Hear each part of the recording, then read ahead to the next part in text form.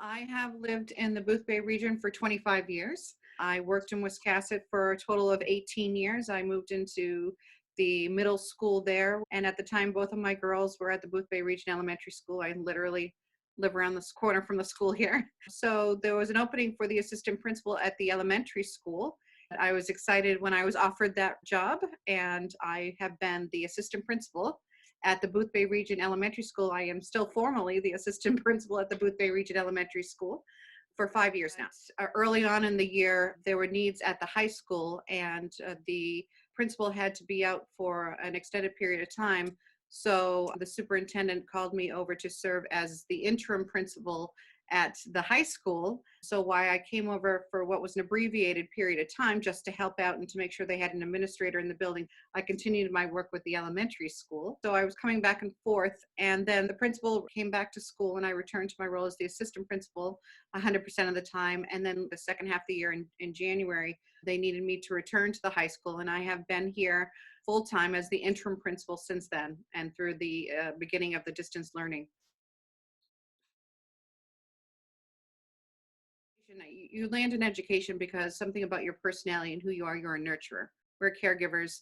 And so our first thought was, what are the needs of our families and kids? Where are our kids going? What families need resources? How are we going to coordinate those resources? The Boothbay region is a phenomenal community. And when someone's hurting or something's going wrong, our community rallies. The different resource groups got together and said, okay, who's in contact with what groups and what do we have and how do we distribute supplies and resources to families? And the school was front and center in that. When you talk about distance learning, even folks that have technology in their homes in different areas of the region, just that connectivity can be very disruptive. We then looked at connectivity and issues with that and who would need resources.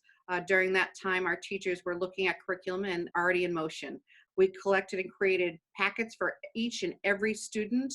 Volunteers got in cars, got in buses, and delivered school materials straight to kids' homes.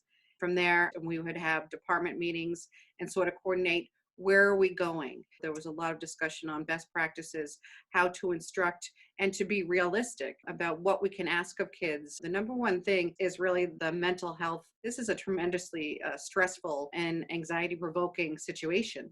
And even in the home that has the resources and has access to a strong technology, just that separation causes quite a bit of stress. How can we make sure that the relationships are primary? Talking simply about how are you doing and how are you spending your time and what are your needs? It really has been a collective. I can't say enough without getting emotional. We have phenomenal teachers. We have dedicated, hardworking. I don't think they're sleeping a lot. There may be that, oh, teachers aren't in school, they're not working. Oh, they are working 24/7. These folks rallied.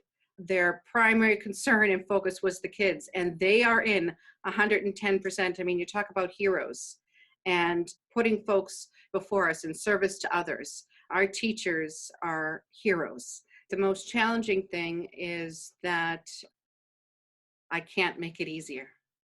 I can't take away the separation. I can't bring folks together that just really need that hands-on, that arm around the shoulder. I wish there was more. I want to do more for our teachers. I want to do more for our families. It's heartbreaking every time I come into the building and you sort of look around, there's no kids and you wonder, how is everyone? Are they safe?